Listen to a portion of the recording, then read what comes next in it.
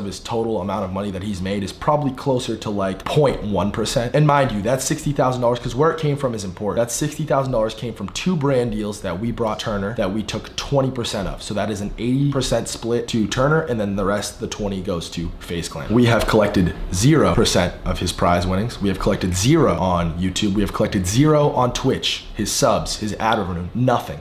Literally nothing. So I know that's basically the biggest issue, and I don't know how else to say it other than the fact that it's just a bold-faced, flat-out lie, and it was designed and worded to make people hate us and to put pressure on us to let Turner leave his contract that he knowingly signed, that he has gained so much from, that he refuses to negotiate on. It's literally heart-wrenching. Like I can feel my fucking, I don't even know, man. I don't even know how to say this shit. I'm so torn because I love you, dog. Like I really do, and I know you're watching this video, and I know Jack, your brother, is watching this video, and your dad's probably watching this video. He's probably the one in the room who's saying, fuck this kid, but I know you guys love me too. I know you do. You know this is my fucking life, homie. This brand is my life. It's my soul. I work every day for it. I've sacrificed so much for it. So much to this day for it. We'll get into all that in a second, but let's continue on with the facts and the claims. So the number 2 claim was, it was something along the lines of Turner was forced or like encouraged to do stunts, and as a result he was injured. Like, homie, what? Turner, we all know you're a fucking sicko. You jump off of shit. You've been doing that far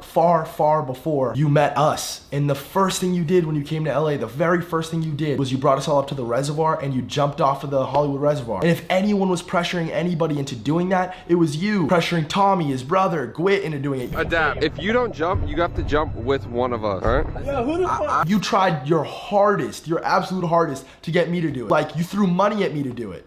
What? And again, I know it's strategy and it's something put out there to just make us look worse and worse and worse and hammer us all. This is legal strategy 101. You don't let people know the storm's coming, and I'm those people that he didn't let know it was coming, and you just fucking sucker punch him. You hit him from behind and you catch him off guard. Well, you caught me, dude. I'm completely off guard, but this is what's real, and this is my response to this bullshit. What was the third thing? Oh, Turner was also pressured into drinking underage. Homie, that is so fucking bullshit, and you know it, and everybody who was at those parties knows it. We went to a party at your current girlfriend's house before you were 21, and Turner, what happened to that YouTube video? You deleted it because your dad and your people freaked out because somebody shot a BB gun through their fucking cheek. No, don't do it, bro. Don't do it, dude. Turner, don't fucking do it.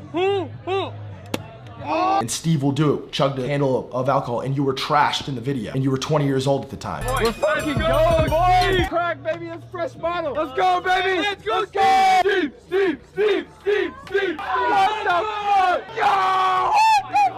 Was that at my house? Did I pressure you into doing that? Homie, what? Are you joking me? I just want to throw something out there real quick.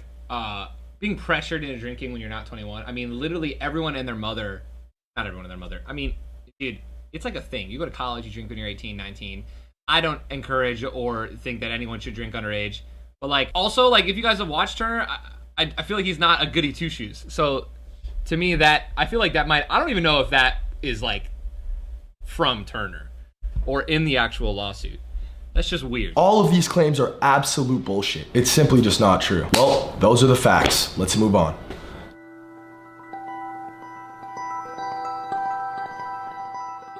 I want you guys to understand something very important too. Faze and Banks have every right to be super emotional. What you guys are about to see right now, Sunday, April 1st, this is the day, like, this is when Tfue got signed with Faze. Look at these graphs.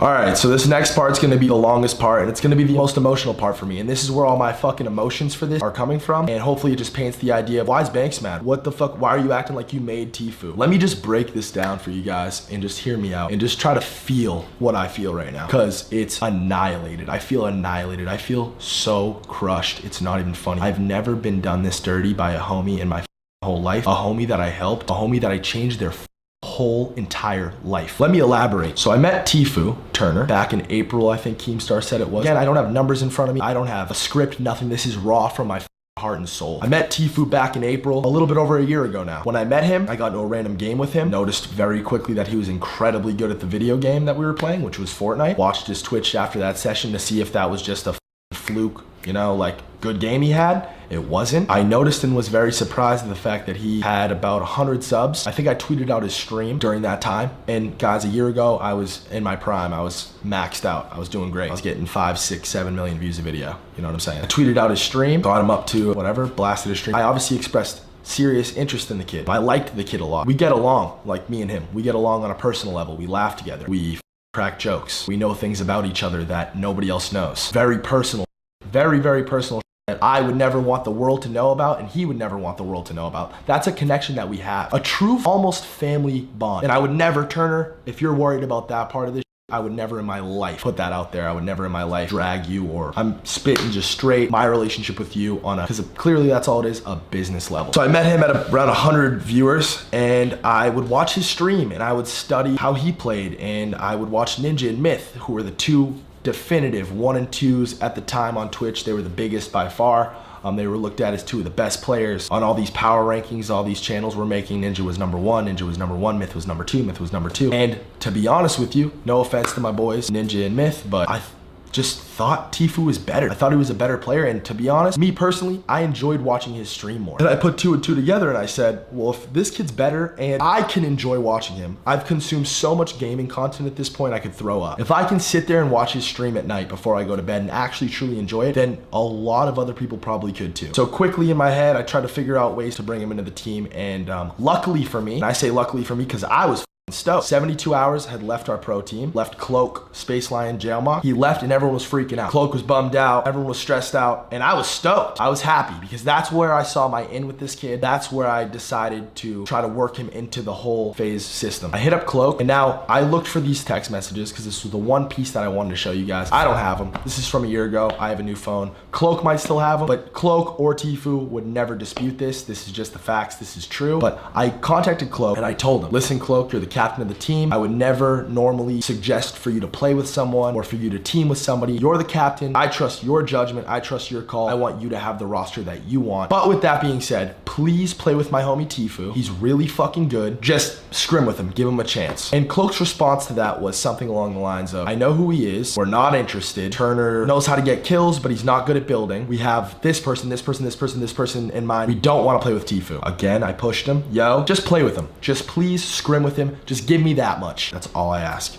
And he did. The rest is simply history. They played together and they fucking crushed it. They won scrim after scrim and they were stoked. Everyone was like, fuck. This is really where Tfue started to really make his name. And people knew who he was, mind you. Listen, people knew who Turner was. There's clips of him and Ninja going at it in H1Z1 or not, or is it, or PUBG, whatever the fuck. I'm sorry guys, I'm fucking flustered, man. Like, I have this kid's name tattooed on my fucking leg. Like, imagine how dumb I feel right now. I regress. Let me continue on the timeline. So what came after that is we flew Tfue out here along with the rest of the team. These guys didn't have proper setups. I went with Turner, Cloak, Jailmock, and Space Lion. I went to Best Buy with them, and with my own money, not with the FaZe Clan card, not with anything like that, out of my own personal bank account, I paid for all their stuff. I think I spent like